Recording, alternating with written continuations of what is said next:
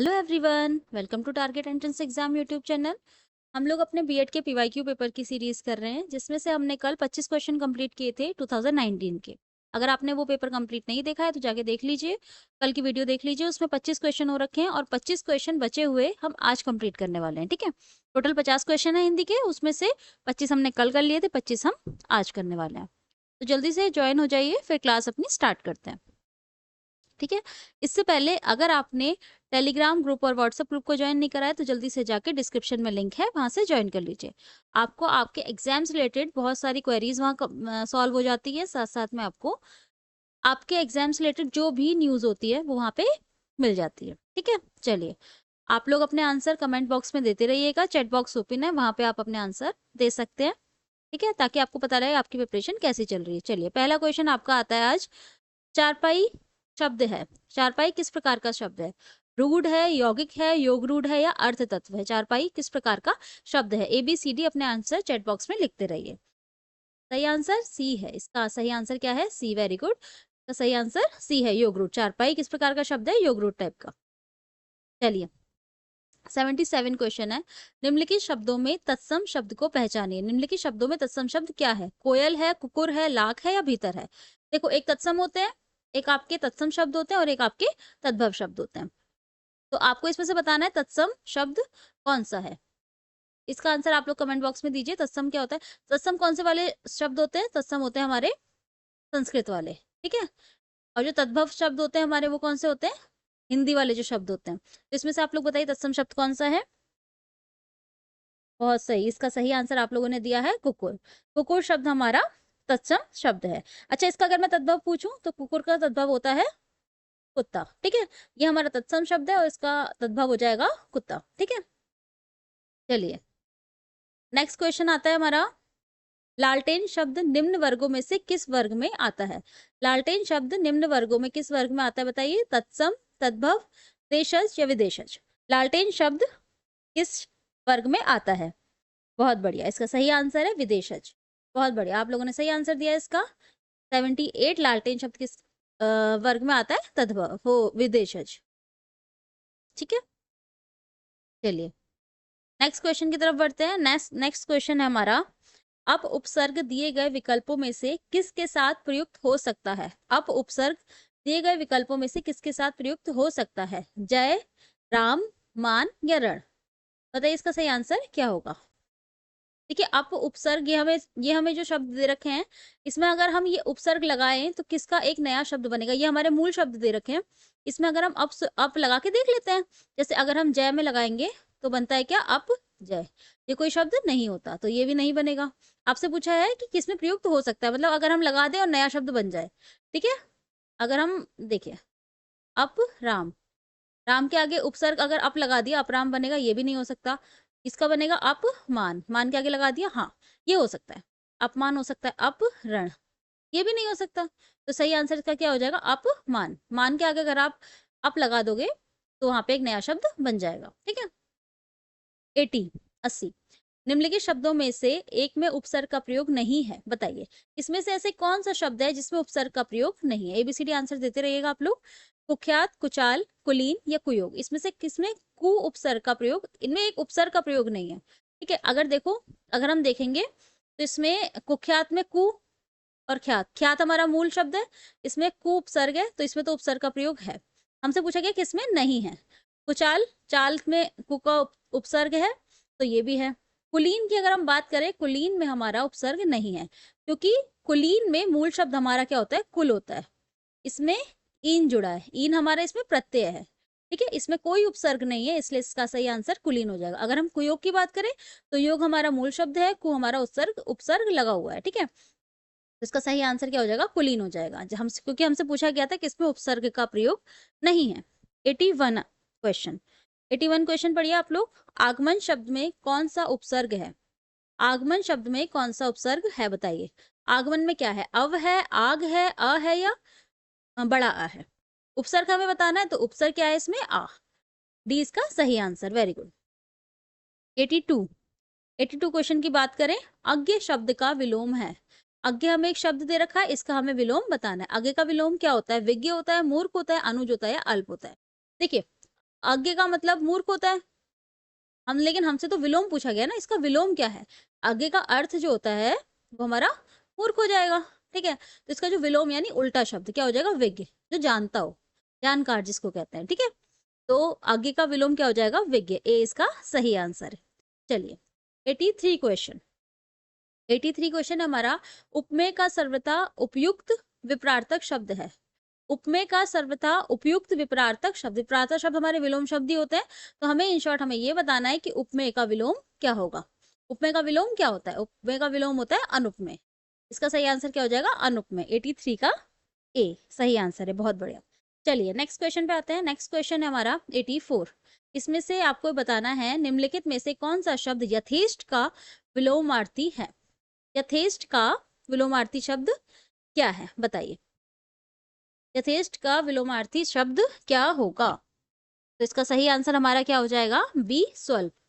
B स्वल्प इसका सही आंसर हो जाएगा। यथेष्ट का मतलब होता है कि ज्यादा होना या ठीक ठाक अमाउंट में होना। ठीक है, इनफ, इनफ जिसको कहते हैं, इंग्लिश में हम इनफ कहते हैं ना, कि हाँ मतलब ठीक ठाक अमाउंट में है, ठीक ठाक है।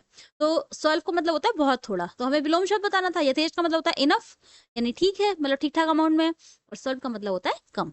ठीक है, चलिए 84 क्वेश्चन। नेक्स्ट क्वेश्चन पे बढ़ते हैं।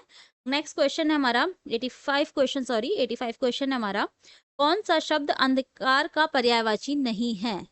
देखिए आपको सबसे पहले ध्यान रखना है कहाँ पे ये क्वेश्चन ढंग से पढ़ना है। पहली बात तो नहीं है, इसमें से ऐसा कौन सा शब्द है जो अंधकार का पर्यायवाची नहीं है? तम, अंधेरा, अमावस्या या तिमिर, इसमें से कौन सा शब्द हमारा अंधकार का पर्यायवाची नहीं है? बताइए। इसका सही आंसर हमारा क्या हो जाएगा? अमावस्या। Very good. क्योंकि तम, अंधेरा और तिमिर ये तीनों हमारे अंधकार के पर्यायवाची होते हैं, सिर्फ अमावस्या नहीं है। ठीक है, 86 क्वेश्चन। 86 क्वेश्चन है हमारा, पुलो पुलोमजा का पर्यायवाची शब्द है। बताइए, पुलोमजा का पर्यायवाची शब्द क्या होगा? सची, उमा, कंज या पंचसर? सची, उमा, कंज या पंचसर? पुलोजमा का पर्यायवाची शब्द क्या होगा? तो पुलोजमा इंद्र की पत्नी, इंद्र की पत्नी यानी जो हमारी इंद्राणी कहते हैं जिनको, वो होता है। तो पुलोजमा का एक पर्यायवाची शब्द तो इंद्राणी होता है, और दूसरा एक शब्द और बताइए, वो होता है शची। शची हमारा पुलोजमा का पर्यायवाची शब्द है। अच्छा, उमा किसका है? उमा, जैसे उमा का कौन कौन से शब्द हो जाएंगे? पर दो दो पर्यायवाची शब्द हम सबके लिख लेते हैं, याद भी हो जाएंगे साथ साथ में। जैसे उमा का होता है पार्वती, गौरी। अगर हम कंज की बात करें, कंज का होता है एक तो कमल होता है, दूसरा आपका एक राजीव भी होता है। ठीक है, एक आपका राजीव भी होता है। हम पंचसर की बात करेंगे अगर, तो पंचसर किसको कहते हैं? कामदेव को। एक इनका पर्यायवाची शब्द हो जाएगा कामदेव, दूसरा हो जाएगा मदन। ठीक है, चलिए 86 क्वेश्चन का हमारा सही आंसर था शची। चलिए 87 क्वेश्चन की अगर हम बात करते हैं, 87 क्वेश्चन है हमारा, बागेश्वरी का पर्यायवाची शब्द क्या है? बागेश्वरी का पर्यायवाची शब्द क्या है? कमला, शारदा, सुखदा या प्रेमदा? बागेश्वरी का पर्यायवाची शब्द क्या है? तो इसका सही आंसर है बागेश्वरी का शारदा। अच्छा, एक और पर्यायवाची शब्द अगर आपसे पूछे तो बागेश्वरी को हम इला भी कहते हैं। ठीक है, बागेश्वरी का जो पर्यायवाची शब्द शारदा, इला, ये सब हमारे बागेश्वरी के पर्यायवाची शब्द हैं। चलिए नेक्स्ट क्वेश्चन की अगर बात करते हैं हम, हमें सूर्य नमस्कार करना चाहिए, रेखांकित शब्द का पर्यायवाची शब्द बताइए। मतलब जैसे जो सूर्य लिखा हुआ है जिसके नीचे हमें डैश दिया हुआ है, हमें इस शब्द का पर्यायवाची शब्द बताना है। तो मतलब हमें सूर्य का पर्यायवाची शब्द बताना है। तो क्या होगा? दिनकर होगा, नरेश होगा, कलाधर होगा या सारंग होगा? बहुत बढ़िया, इसका सही आंसर सबने दिया है। 88 का सही आंसर है ए, दिनकर। बहुत बढ़िया। चलिए नेक्स्ट क्वेश्चन की बात करते हैं। नेक्स्ट क्वेश्चन है हमारा, यशोदा में प्रयुक्त संधि का नाम है। यशोदा में कौन सी संधि प्रयुक्त है? स्वर संधि है, व्यंजन संधि है, विसर्ग है, या इनमें से कोई नहीं? अगर हम यशोदा की बात करते हैं, जब हम इसका संधि विच्छेद करेंगे तो क्या हो जाएगा? यशोदा का होगा यश है प्लस दा, तो इसमें हमारी कौन सी संधि है? विसर्ग संधि। देखो विसर्ग आ रहा है, इसमें हमारी विसर्ग संधि, इसका सही आंसर हो जाएगा 89 का सी। बहुत बढ़िया। चलिए 90 क्वेश्चन पे आते हैं। 90 क्वेश्चन हमारा कहता है, नीलोत्पलम में कौन सा समास है? नीलोत्पलम में कौन सा समास है? कर्मधारी समास है, बहुव्रीहि समास है, अवयवी भाव समास है, या तत्पुरुष समास है? नीलोत्पलम में कौन सा समास है? अच्छा, अगर हम नीलोत्पलम का, एक सेकेंड, नीलोत्पलम का समास विग्रह करें तो क्या बन जाएगा? नीला है जो उत्पल,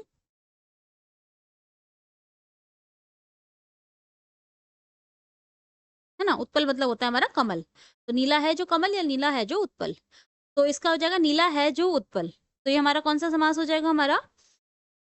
बहुत बढ़िया, सही, सबने सही बताया, ये हमारा कर्मधारय समास हो जाएगा। ठीक है, चलिए 91 क्वेश्चन पे आते हैं। 91 क्वेश्चन, कौन सा अधिकरण तत्पुरुष समास नहीं है? अधिकरण तत्पुरुष समास नहीं है। ऐसे क्वेश्चन तो बहुत इजी होते हैं, ऐसे क्वेश्चन आप आराम से लगा देते हैं। कौन से में नहीं है बताइए? तत्पुरुष में, सॉरी, पुरुषोत्तम में नहीं है, देशाटन में नहीं है, कुलश्रेष्ठ में नहीं है, या धर्म भ्रष्ट में नहीं है। इनमें से किस में अधिकरण तत्पुरुष समास नहीं है? अगर देखो हम समास विग्रह करें तो पुरुषोत्तम क्या हो जाएगा? पुरुषों में उत्तम। ठीक है, अगर हम देशाटन की बात करें तो देशाटन क्या हो जाएगा? देश में अटन, सॉरी एक सेकेंड, देश में, सॉरी एक सेकेंड,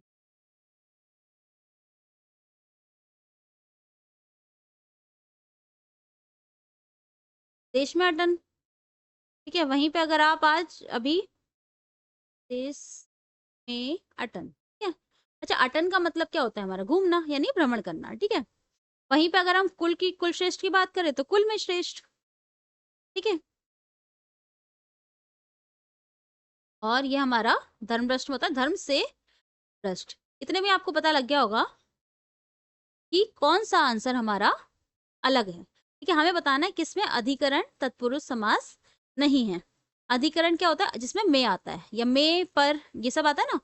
देखो में आ रहा है, हमें किसमें में नहीं आ रहा है? धर्म से भ्रष्ट आ रहा है ना, धर्म से भ्रष्ट आ रहा है, धर्म में भ्रष्ट नहीं आ रहा, धर्म से भ्रष्ट आ रहा है ना। और इसका आंसर तो हमने कल ही बताया था। अच्छा, आप लोग मुझे कमेंट बॉक्स में लिख के बताएंगे कि इसमें कौन सा समास होगा। चलो, अधिग्रहण तत्पुरुष समास तो नहीं है, फिर धर्म भ्रष्ट में कौन सा समास होगा? ठीक है, चलिए इसका सही आंसर हमारा डी हो जाएगा। चलिए 92 क्वेश्चन, 92 क्वेश्चन है हमारा। बादल घिर आए और बारिश होने लगी, रचना की दृष्टि से वाक्य है, वो किस टाइप का वाक्य है ये बताना पड़ेगा। सरल है, आज्ञावाचक है, निषेधवाचक है, या संयुक्त है? बादल घिर आए और बारिश होने लगी, ये देखो और आ रहा है हमारा, ये किस टाइप का वाक्य है? संयुक्त वाक्य है। दो वाक्य को जोड़ा गया है, संयुक्त वाक्य है। 92, बहुत बढ़िया। चलिए नेक्स्ट क्वेश्चन की तरफ बढ़ते हैं। नेक्स्ट क्वेश्चन है हमारा, कभी कभी अचानक ही विधाता हमें ऐसे विलक्षण व्यक्तियों से मिला देता है जिन्हें देखकर स्वयं अपने जीवन की रिक्तता छोटी लगती है। कोई गलती नहीं। हमें इसमें बताना क्या है? हमें इसमें ये बताना है कि एक ये पूरा वाक्य है, यहाँ से लेके यहाँ तक ये हमारा वाक्य है। उन वाक्यों को इन्होंने 1 2 3 4 3 पार्ट में, और ये चौथा हमारा ऑप्शन बना दिया कोई गलती नहीं। ठीक है, 3 पार्ट में डिवाइड कर दिया गया। हमें बताना है इसमें से किस वाक्य में, किस पार्ट में गलती है। आप पूरा वाक्य पढ़ेंगे और अगर गलती नहीं है तो इसका सही आंसर हो जाएगा आंसर नंबर डी। ठीक है, हमें बताना है, हम पहले वाक्य पढ़ते हैं फिर हम देखेंगे कहाँ गलती है। कभी कभी अचानक ही विधाता हमें ऐसे विलक्षण व्यक्तियों से मिला देता है जिन्हें देख स्वयं अपने जीवन की रिक्तता छोटी लगती है। इसका सही आंसर क्या हो जाएगा? A B C D. कहाँ गलती है? ए बी सी में गलती है या डी कोई गलती नहीं है? तो इसका सही आंसर हो जाएगा सी। सी गलती है, क्यों? देखो स्वयं और अपने, ठीक है, दोनों बातें अलग अलग हो गई हैं। स्वयं और अपने मतलब कॉन्ट्राडिक्ट कर रहे हैं बातों को अपनी। ठीक है, स्वयं और अपने एक साथ नहीं आता, इसलिए कहाँ गलती है? सी वाले पार्ट में गलती है। अच्छा, इसका सही अगर वाक्य देखें तो क्या होगा? ये दो तो सही है। कभी कभी अचानक ही विधाता हमें ऐसे विलक्षण व्यक्तियों से मिला देता है जिन्हें देख, आगे क्या लिखेंगे? ऐसी क्या लिखेंगे? जिन्हें देखकर अपने जीवन की रिक्तता छोटी लगती है। ठीक है, स्वयं नहीं आएगा, अपने जीवन की रिक्तता छोटी लगती है। ठीक है, तो इसका सही आंसर हो जाएगा सी। 4 क्वेश्चन है हमारा, निम्नलिखित वाक्य को ध्यान से पढ़ें और तय करें कि कौन से हिस्से में त्रुटि है। ठीक है, चलिए, आधुनिक परिवार का एक हिस्सा बनकर जिंदगी मानसिक तनाव से गुजर गई है। आधुनिक परिवार का एक हिस्सा बनकर जिंदगी मानसिक तनाव से गुजर गई है। ठीक है, इसमें आपको बताना है कौन से हिस्से में त्रुटि है। वैसे तो पढ़ के ही आपको पता लग जाएगा, पूरा क्वेश्चन पूरा सेंटेंस पढ़ेंगे तो आपको पता लग जाएगा गुजर गई है नहीं है। देखो, आधुनिक परिवार का एक हिस्सा बनकर जिंदगी मानसिक तनाव से गुजर रही है होता है, गुजर गई है नहीं है। तो सही आंसर क्या हो जाएगा? बी। बी पार्ट में त्रुटि है। ठीक है, 94 का हमारा क्या आंसर हो जाएगा? बी। चलिए 95 क्वेश्चन की तरफ बढ़ते हैं। 95 क्वेश्चन हमारा क्या कहता है? नैतिकता धर्म से संबंधित है क्योंकि दोनों की उपेक्षा से मनुष्य डरता है, दोनों ही सामाजिक व्याख्याओं से संबंधित है, दोनों ही अलौकिक संसार से संबंध है, या नैतिकता और धर्म दोनों में अटूट रिश्ता है। तो बताइए इसका सही आंसर क्या होगा। ये खाली एक स्टेटमेंट है, तो आपको स्टेटमेंट बतानी है, तो इसका सही आंसर हो जाएगा, बहुत बढ़िया, काफी बच्चों ने सही आंसर दिया, बी। दोनों ही सामाजिक व्याख्याओं से संबंधित है, नैतिकता और धर्म दोनों। ठीक है, 96 क्वेश्चन पे आते हैं। 96 क्वेश्चन है हमारा, शुद्ध वाक्य छाटिए। इसमें से शुद्ध वाक्य आपने बताना है। मुझसे यह काम संभव नहीं हो सकता, वह बिल्कुल बात करना नहीं चाहती थी, मैं आपकी भक्ति करता हूँ, या बाघ और बकरी एक घाट पानी पीती हैं। इसमें से आपको शुद्ध वाक्य छाटना है। ठीक है, तो सही आंसर इसका क्या हो जाएगा? हाँ, बी इसका सही आंसर हो जाएगा, वह बिल्कुल बात करना नहीं चाहती थी। अगर हम इसके सही आंसर बताएं, मुझसे यह काम संभव नहीं हो सकता। ठीक है, मुझसे यह काम संभव नहीं हो सकता नहीं होता, मुझसे यह काम नहीं हो सकता। बात तो वही निकल आई, नहीं हो सकता मतलब संभव नहीं है ये काम करना। ठीक है, बी बिल्कुल सही है हमारा। अगर हम सी की बात करें, मैं आपकी भक्ति करता हूँ, भक्ति करता हूँ नहीं होता है, भक्ति मैं आप में भक्ति रखता, आपके प्रति भक्ति रखता हूँ। ठीक है, आपके प्रति भक्ति रखता हूँ, अगर इस समय सही वाक्य बनाना था। और अगर बाघ और बकरी एक घाट पानी पीती है, तो वैसे ही गलत लग रहा है, सुनने में पता लग रहा है कि इसका सही आंसर क्या होगा, बाघ और बकरी एक घाट पर पानी पीते हैं। ठीक है, और जो हमारा बिल्कुल सही वाक्य दिया था वो था हमारा बी वाला, वह बिल्कुल बात करना नहीं चाहती थी। ठीक है, 97 क्वेश्चन पे आते हैं। मुझे रेलगाड़ी में यात्रा करना अच्छी लगती है, कोई त्रुटि नहीं। मतलब हमें बताना है इसमें जो पूरा सेंटेंस दिया है, पूरा सेंटेंस दिया है नहीं, पूरा वाक्य दिया है, इसमें बताना है किस भाग में त्रुटि है। मुझे रेलगाड़ी में यात्रा करना अच्छी लगती है, अच्छी लगती है नहीं होगा, अच्छा लगता है। ठीक है, ये होगा, तो इस पार्ट में हमारी त्रुटि है, इस भाग में हमारे त्रुटि है, यानी अच्छी लगती है, ये इस भाग में हमारे त्रुटि है। ठीक है, 97 क्वेश्चन। चलिए 98 क्वेश्चन की बात करते हैं। खूब सोच विचार करने के बावजूद भी हम किसी डैश पर नहीं पहुंच सके। डैश की जगह क्या आएगा, निदान आएगा, प्रमाण आएगा, परिणाम आएगा, या परिमाण आएगा, बताइए। बताइए। तो इसका सही आंसर हमारा हो जाएगा परिणाम, यानी रिजल्ट। खूब सोच विचार करने के बावजूद भी हम किसी परिणाम पर नहीं, निश्चय पर किसी एक जगह पर नहीं पहुंच सके। ठीक है, मतलब परिणाम पे नहीं पहुंच सके कि हम क्या करेंगे, यानी रिजल्ट पे हम नहीं पहुंच सके। तो इसका सही आंसर हमारा सी हो जाएगा। ये तो डायरेक्ट देखने वाले क्वेश्चन है, देखकर आप आराम से सॉल्व कर सकते हैं। ठीक है, अब हमारे दो क्वेश्चन लास्ट के बच रहे हैं, 99 और 100। ठीक है, तो 99 क्वेश्चन पे आते हैं हम। कनक कनकते सो गुनी मादकता अधिकाय, या खाए बोराए है, या पाए बोराए। ठीक है, तो इसमें से हमें बताना है कि कौन सा अलंकार प्रयोग हुआ है, अनुप्रास अलंकार, यमक अलंकार, उपमा अलंकार, या श्लेष अलंकार। तो कनक कनकते सौ गुनी मादकता दिखाए, या खाए बोराए जग, या पाए बोराए। ठीक है, तो ये तो बचपन से मुझे लगता है हिंदी में सबसे ज्यादा अलंकार हमने ऐसे ही पढ़े हैं। ठीक है, तो यहाँ पे एक कनक का अर्थ हमारा क्या है, सोना, और एक कनक का अर्थ हमारा क्या है, धतूरा। कनक दो बार आ रहा है और दोनों का अर्थ अलग अलग है। अगर इस तरह का अलंकार कौन सा होता है, सही आंसर है यमक अलंकार। आप लोग कमेंट बॉक्स में सही आंसर दे रहे हैं, इसका सही आंसर है बी, यमक अलंकार। ठीक है, शब्द एक है, उसके मीनिंग दो अलग अलग आ रहे हैं, तो कौन सा अलंकार है, यमक अलंकार। और आज का हमारा लास्ट क्वेश्चन ये रहा, 100 क्वेश्चन। अक्ल पर पत्थर पड़ना मुहावरे का अर्थ है, मूर्ख बन जाना, अपमानजनक बात करना, बुद्धि भ्रष्ट होना, या बेफिक्र होना। अक्ल पर पत्थर पड़ जाना मुहावरे का क्या अर्थ है, तो ये तो कहते हैं ना, अकल पर पत्थर पड़ गया मतलब बुद्धि भ्रष्ट हो गई। तो इसका सही आंसर हमारा क्या हो जाएगा, बुद्धि भ्रष्ट होना, सी इसका सही आंसर हो जाएगा। ठीक है, तो चलिए आज का हमारा ये सेट कंप्लीट होता है। 25 क्वेश्चन हमने कल कर लिए थे और 25 हमने आज कर लिए। 2019 में हमने हिंदी का सेट कंप्लीट कर लिया। तो कल हम फिर से एक नए सेट के साथ मिलेंगे। Thank you.